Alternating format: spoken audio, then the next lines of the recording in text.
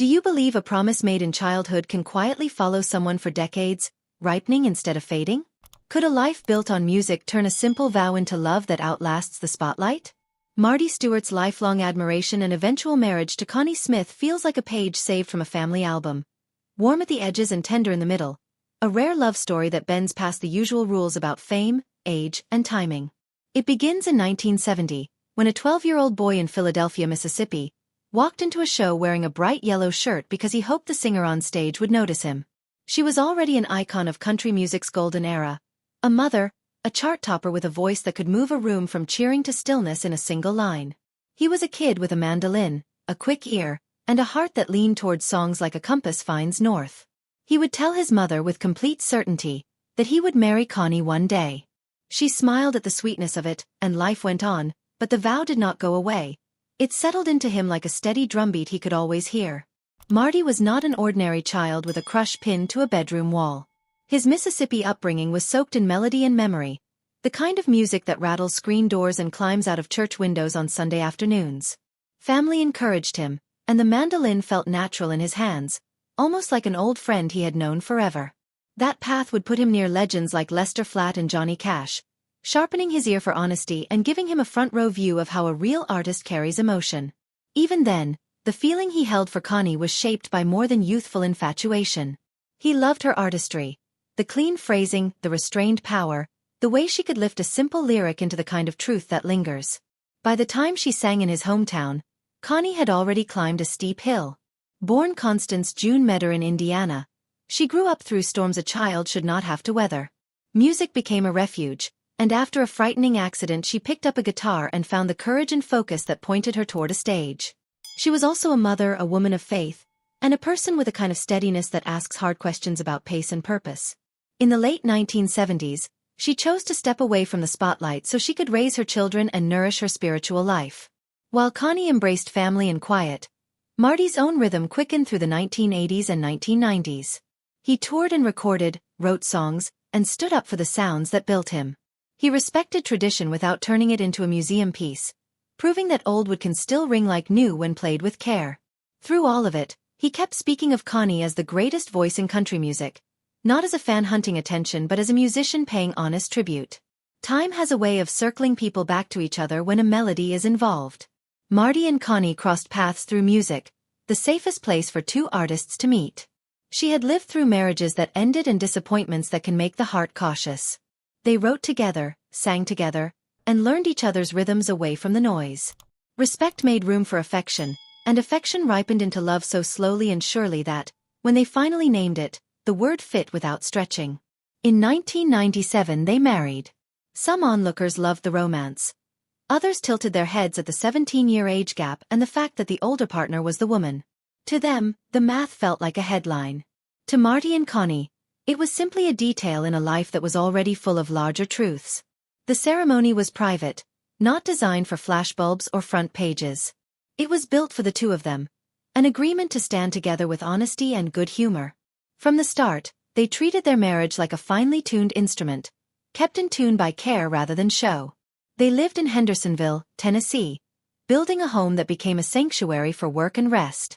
Marty poured himself into preserving the heritage of the music they loved, gathering instruments, costumes, photographs, and fragments of history until the collection looked like a living museum. That effort wasn't nostalgia for nostalgia's sake. It was a way of honoring the people who had carried the songs before them and making sure the next generation could touch the past as something real. Inside that home, quiet was allowed to do its healing work. Fame can be loud, but their kitchen table conversations were not. They talked about music and family, faith and choices, the small patterns that build a life. Connie returned to the studio when she was ready, and when she did, the recording sounded like a woman who knew herself.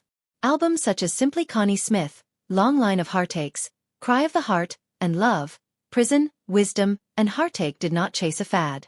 They chose honesty over gloss, storytelling over gimmicks, and feeling over volume. Marty produced with a gentle hand, framing her voice rather than decorating it, leaving air in the arrangement so the truth could breathe. Listeners could hear the difference. These were not projects assembled to check boxes or unlock algorithms. They were records made by people who believe songs still matter most when they are sung from a real place. Public life stayed measured. They turned down things that did not fit. They said yes when the yes could hold meaning and no when the no kept the heart safe. In interviews they sounded like people who had learned what they valued and weren't interested in borrowing someone else's definition of success. He balanced the pride of a producer with the humility of a partner. She balanced the pull of a stage with the peace of a home. Together they made a kind of everyday music that cannot be charted but can certainly be felt. Family held the center. Connie's 5 children remained essential, and Marty embraced them with patience and steadiness. Their home life honored birthdays and ordinary Tuesdays with the same care, because both kept the house warm. Faith guided them through decisions and setbacks, not as a slogan but as a daily practice of tenderness, honesty, prayer, and listening. Connie often said those shared beliefs helped them keep what they had promised. Over time, people who once questioned their union began to see it for what it was. Age became less of a topic because love left little room for debate. The absence of drama became its own quiet testimony. They picked projects that fit their strengths and chose to let other opportunities pass without regret. They were not trying to prove a point. They were simply living it. The result was a relationship that looked both old-fashioned and refreshingly modern. Deeply loyal, openly supportive, and carefully private. The music industry can be a carnival, but they built a small, sturdy tent and invited in only what served the heart.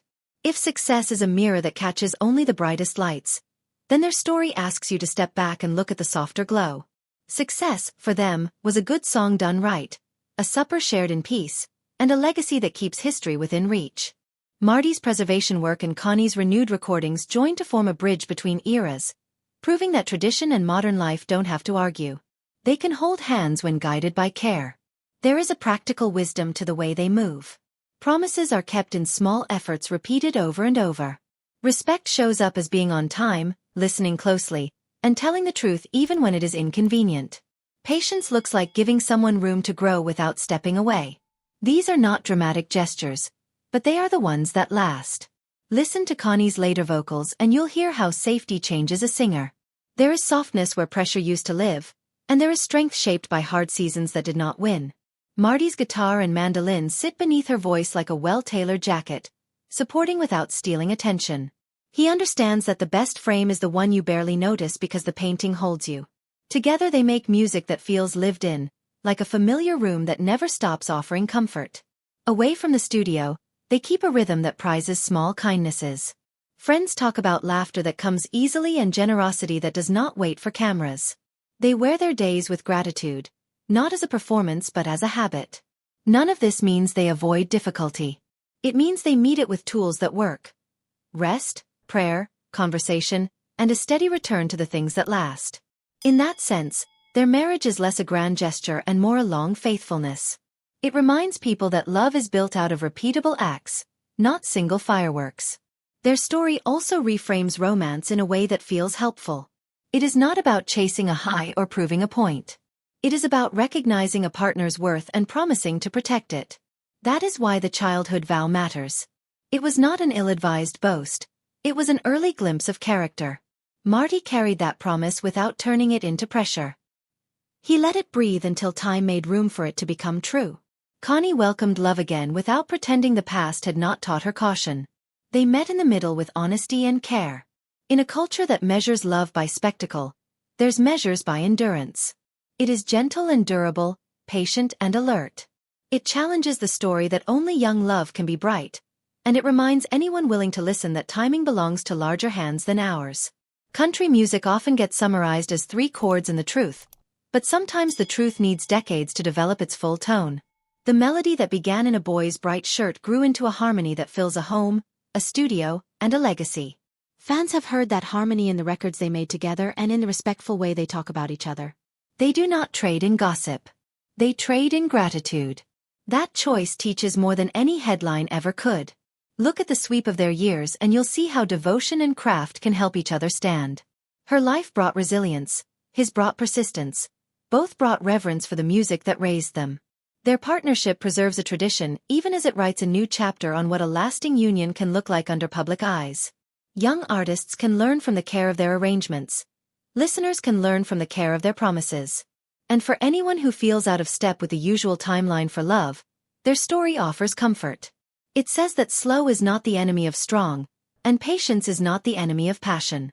Some bonds grow like old trees, deeper every year, less flashy than the new sapling yet far more sheltering.